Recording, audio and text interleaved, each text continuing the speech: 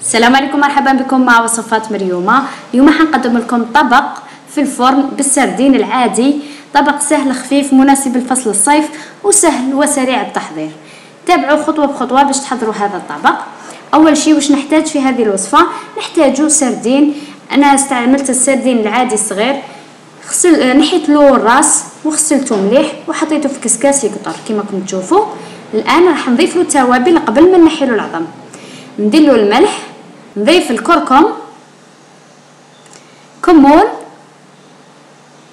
وفلفل اسود وعكري الحمار، وتقدروا تضيفوا بودرة الثوم ولا تضيفوا يعني زعتر زعيترة، كل وحده واش تحب. انا ضفت شويه زعتر هنايا مطحون غبره، ونخلط كامل هذه المكونات مع بعض. وتقدروا تضيفوا عصره تاع ليمون والاوراق تاع الرند كما تحبوا، يعني التوابل اللي تحبوها. تخلوه في الكسكاس يتبل مليح، ثم ترجعوا تنحوا له العظم بهذه الطريقه، لاني اذا نحيت له العظم ودرت له التوابل ما نقدرش نخلطوا مع بعض ويدخلوا فيه التوابل، راح يخسر لكم. على ذيك لازم ديروا التوابل قبل ما تنحوا العظم.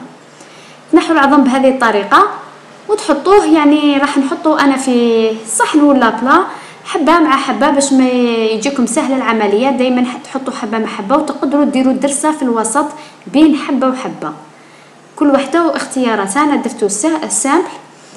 بعد ما نكمل نفس الخطوات نمر نحضر الخضر اللي نحتاجها في البلا. نحتاج بصل قطعته شرائح، فلفل اخضر كذلك شرائح خشينه، تقدروا ديروا الالوان تاع الفلفل، وطماطم مقطعه دوائر شرائح كذلك. نحط كامل هذه الخضر في اناء، نديرلها الملح، نضيف لها الكمون وفلفل الكركم، نخلطهم مع بعض. وكذلك نضيفوا شويه تاع زيت، حوالي ملعقتين زيت فقط، ونعاود نخلط مع بعض. هذه هي الخضار اللي نحتاجها. الان السردين راه واجد والخضار راهي واجده. نجيب بلا تاعي اللي يدخل للفرن ونحضر مباشره في بلا، يعني البلا تاعنا ندهنوه بالزبده، وتحطوا كميه من الخليط اللي وجدناه تاع الخضار، تفرشوه كامل طبقه من تحت تاع البصل والفلفله والطماطم. هنا يعني كل وحده وتقطع كما تحبوا. تقدروا ديروا كوش يعني فلفله، كوش بصل، كوش طماطم، لكن من الاحسن هذه الطريقه ما تعبكمش وسهله، يعني تحطوا عشوائيا. ثم نحكم هذاك السردين اللي خدمناه من قبل، اللي نحينا له الراس فقط كما راكم تشوفوا. راني دايره حبه مع حبه، لقيتها ما درت لهم حتى شيء، راه فيه التوابل راه منكه. ونحط في البلان ستف كامل. هنا كما قلت لكم تقدروا الاخوات ديروا الدرسه عادي، ديروا درسه ثاني كيخرج لكم الشباب، لكن ما يحتاجش ما يطلبش.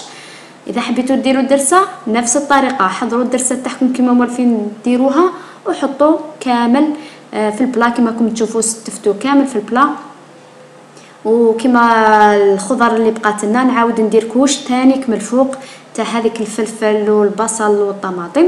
واذا كان عندكم يعني بلا عالي ولا يعني صغير، او عندكم كميه كبيره تاع سردين او عائله كبيره، تقدروا يعني ديروا كوش بكوش، كوش خضار كوش سردين، زيدوا كوش خضار وزيدوا كوش سردين، والطبقه الفوقانيه اكيد حتكون خضار.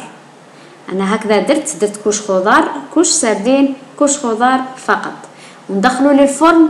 الفرن راه مشعول يسخن. السردين يطيب لنا بسرعه، يعني الخضر تاعكم كي تشوفوها طابت عرفوا انه البلا تاعكم راه واجد. هو يدينا الوقت في الفرن حوالي نص ساعه حتى ساعه الا ربع. علاش؟ على جال الخضره هذه كي طيب تطلق لنا الماء، لازم نخلو هذاك الماء كامل ينشف منها. وهذا هو البلا تاعي، ندخلو للفرن ونرجع لكم بعد ما يطيب. ونسيت هنا ما قلت لكمش انه نرشوا بشويه زيت، قيس 4 ملاعق كبار باش تنشوى لنا هذيك الطماطم اللي حطيناها من الفوق، لأن الخضار تحت راهي فيها الزيت، من الفوق كذلك. نرجع لكم. ها هو البلا تاعي جاهز كما راكم تشوفوا، يعني بمجرد ما طيب لي الخضار وينشف لي كامل من الماء، تلقاو الماء من تحت خلوه ينشف تخرجوه.